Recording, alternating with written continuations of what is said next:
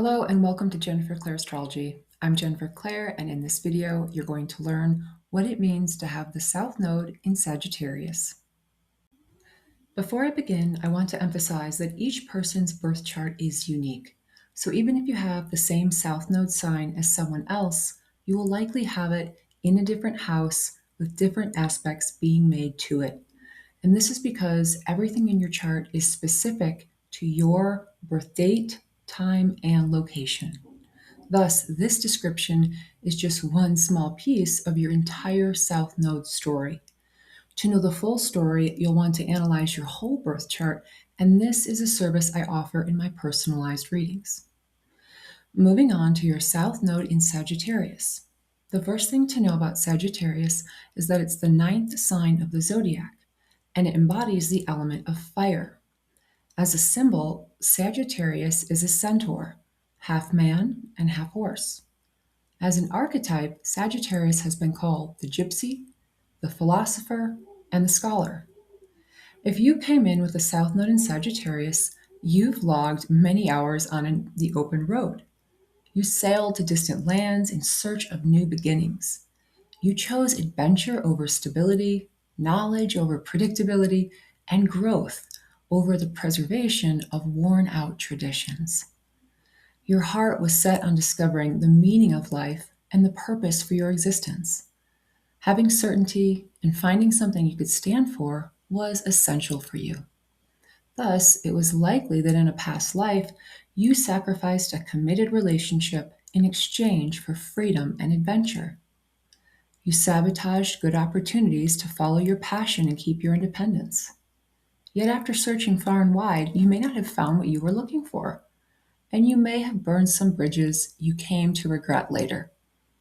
And the reason is, when interpreting the South Node, we're always looking for what went wrong, what mistakes we made, misunderstandings we had, or poor judgments that caused harm to ourselves or others.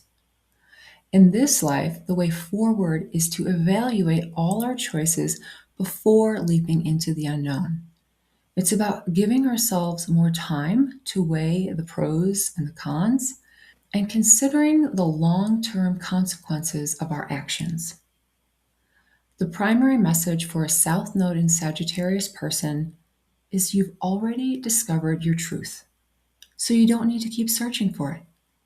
You know it inside. Thus, your mission is to share what you've learned and to stop moving around long enough that you can form meaningful relationships with people who will support you in sharing your truth. But the tendency with a South Node in Sagittarius person is to keep wanting to leave, to keep feeling that the grass is greener on the other side. But if you allow that attitude to divert your attention, you'll live another life as a gypsy, rather than a teacher, a mentor, or a guide, or someone whose commitment to sharing ideas could really make a difference in the world. Gemini is the North Node sign opposite to Sagittarius, and its energy is very similar to the nature of Sagittarius. But one thing that sets Gemini apart is its ability to stay curious and open-minded about other people, not just about truth and new philosophies, but other human beings. And this gives us a clue about the high road for a South Node in Sagittarius person. It has a lot to do with developing patience.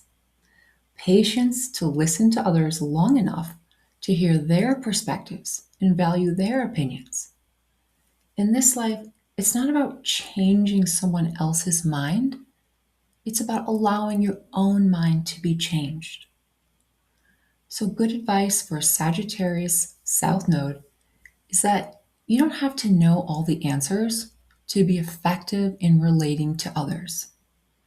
You just have to trust yourself to think on your feet, to respond spontaneously, and to come up with the correct answers after listening fully to another person.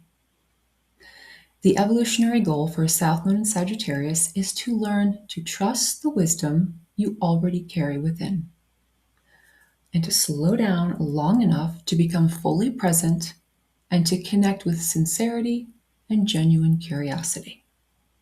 Then you will naturally attract the right people who are receptive to your ideas and open to the impact of your voice. Thank you for watching this video. I hope you learned something new, and if you have, feel free to leave a thumbs up or subscribe, and I look forward to sharing more with you soon.